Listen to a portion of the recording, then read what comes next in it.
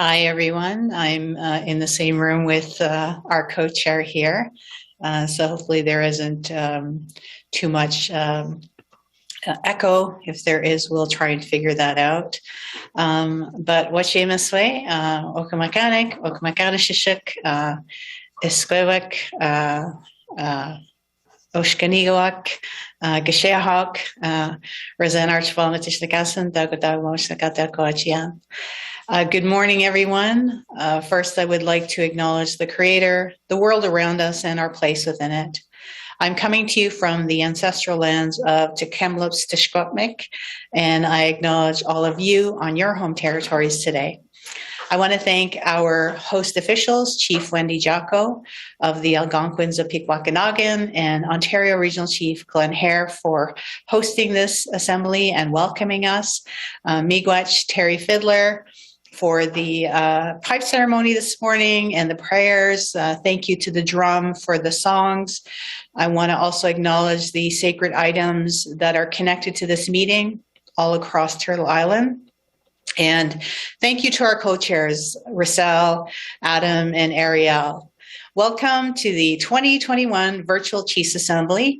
Our theme this year is Building Our Future. And much like the Healing Path Forward, we are all working towards the same goal, a vision of happy, healthy children surrounded by the love and care of their families, living in safe and vibrant communities. I'm looking forward to a successful 3 days and will continue to stand with you, advocate with you, and support your plans for progress.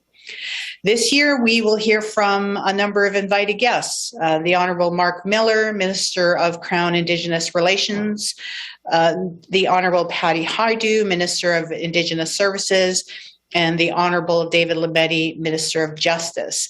Joining us as well this week are the Honorable Aaron O'Toole, Leader of the Opposition, Jagmeet Singh, Leader of the New Democrat Party, Yves-Francois Blanchette, Leader of the Bloc Québécois, and on the final day, the Right Honorable Justin Trudeau, Prime Minister of Canada. This has been a challenging year for many, navigating a continuous and difficult pandemic, wildfires, record heat waves, floods, landslides, all while collectively grieving the little ones who did not return home from the institutions of assimilation and genocide. I no longer call them schools. No school that I ever went to had a graveyard with unmarked graves. But through our collective grief and hardships, there comes hope and an opportunity for fundamental change. And this is what we are calling the Healing Path Forward. That name, the Healing Path Forward, has become for our First Nations a document that we produced and outlines our priorities that we use to influence our needed shift and our work with the federal government. These priorities offer a strategic direction toward positive and evolutionary change for First Nations and all Canadians. The commitments are not new. These priorities are about how we can build a better future for everyone across Turtle Island, one that creates greater equality and equity for First Nations and prepares this country for challenges such as climate change and a post-pandemic recovery plan.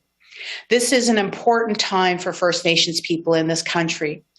My office was able to initiate and complete work on a number of platform priorities as outlined in the 100-day plan, the 100-day action plan, as well as the Healing Path Forward document. And this included visiting a number of First Nations and attending a number of community events in 6 regions across Turtle Island. You can read all about the updates in the 2021 annual report, and those are available through the AFN website as well. Gains were made despite challenges during those first 100 days, including the recovery of our little ones. There was a hastily called federal election. I mean, these were things that were impacting us and our work. We had new COVID waves. We had funding announcements. We had the National Day for Truth and Reconciliation, and of course, calls for a papal apology. It was also this year that in Secwepemc territory, where I am today, in these sacred lands, Canadians and the world first learned about how 215 innocent children died and were buried in unmarked graves. I stand in support of all survivors, their loved ones, intergenerational trauma survivors, family members, and First Nation leaders who have undertaken the painful work of recovering these innocent children. The announcement from the federal government made in August of new spending commitments is long overdue, and it's a step in acknowledging the devastating harm that these institutions, which were created through their genocidal laws and policies, brought forth for many of our generations, and how that legacy of harm continues today. They also recently announced that they will be releasing records, which will help us move forward on the healing path forward. At the same time, we have to continue to call for accountability and action. 2021 was a momentous year when chiefs and proxies from coast to coast to coast elected me as the AFN's national chief, the very first woman national chief, which I am humbled and grateful for. I have begun work alongside this federal government and the regional chiefs across Canada and many chiefs across Canada to ensure that First Nations priorities are top of mind and commitments are followed through. An important one, of course, is First Nations recovery from the pandemic. This pandemic has impacted all aspects of our lives, from our social connections, work, education, home aspects, medical care, travel, and our ability to gather in ceremony. Many of us have lost loved ones through COVID-19 and other illnesses and mental unwellness. And some of us have had to delay our traditional collective grieving processes because of the pandemic. The learnings from the pandemic and the equities that it exposed highlights that First Nations rights and lives have been systemically undervalued and ignored for generations. The opportunity now rests with federal, provincial, and territorial governments to commit to acts of truth and reconciliation through collective action that supports First Nations rights to self-determination and embraces a healing path forward. I promise to work with all regions to build post-pandemic recovery plans for First Nations. And this also, includes a larger economic prosperity table between First Nations and the federal government nationally, a process that we have already started working on. I wanted to quickly update you on a couple of key issues that are facing us right now. One is the Vatican papal visit. So in June, it was announced that the Canadian Council of Bishops and national Indigenous organizations, including the AFN, would send delegates to meet the Pope.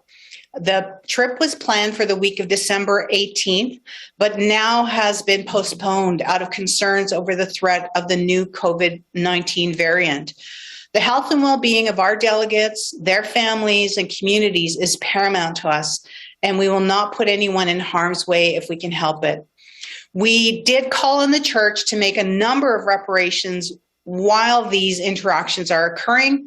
These immediate actions include returning diocese lands properties back to First Nations on whose traditional lands they are situated, and an investment in long-term healing initiatives beyond their commitment of $30 million, which was announced in September, to make sure that support programs and services are available for survivors and their dependents. Over 100 years of church efforts have resulted in the destruction of the social fabric of First Nations, and now equal time, energy, and resources must be made available to rebuild our children's lives, our families, and our communities.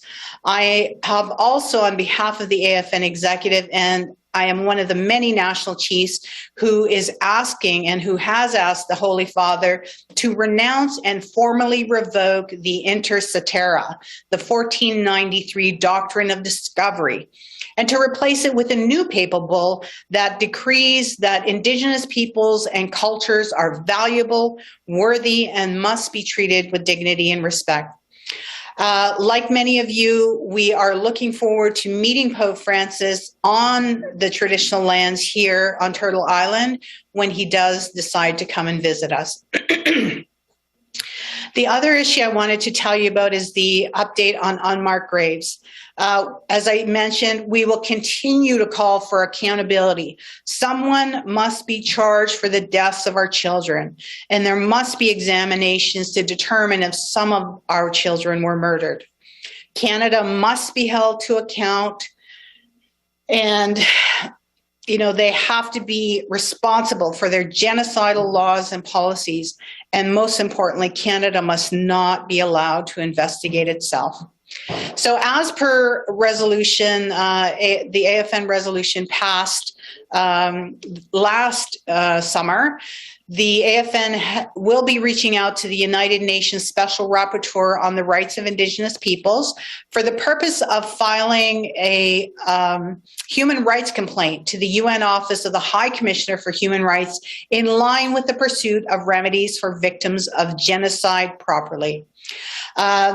One thing that I've learned in my travels is these children, all of our children, were deeply loved, are deeply loved and cared for by their families. And so it's everyone's responsibility to acknowledge the truth before we can walk the road of reconciliation. The final issue that I want to just touch on, I will be making a larger presentation on this, and it is about healthy boundaries, delineating the administrative part of the organization from the political part of the organization. As many of you know, the administrative part of the organization has been restructured. We do have a new process within the Secretariat. However, the political restructuring has actually not occurred, and I'll talk more about the lack of a political structure in my report later. So I do want to just say that I'm really glad that you are able to vote to join us today, and that I want to acknowledge that we're in a unique time where we have the support and empathy of so many non-Indigenous Canadians. And it's time for us to look at this opportunity of how we will advance our issues forward. I do want to just say miigwech to all of the regional chiefs across Turtle Island. Many of them I was able to work with when I was the regional chief, and so I'm so grateful for them, the strength that they bring to the AFN table. Their staff, I want to acknowledge the Secretariat staff as well for the great work that they have been doing in these very difficult circumstances that we're in. I want to acknowledge my own staff as well, the National Chief's Office staff. And I just want to say that together we will build a healing path forward, and we will do that together, and it will be for the betterment of our children, our families, and our communities. Ninanaskamun gisakitin, and again, Ninanaskamun in my language means I am grateful, I am thankful, I thank you, and gisakitin means I love you.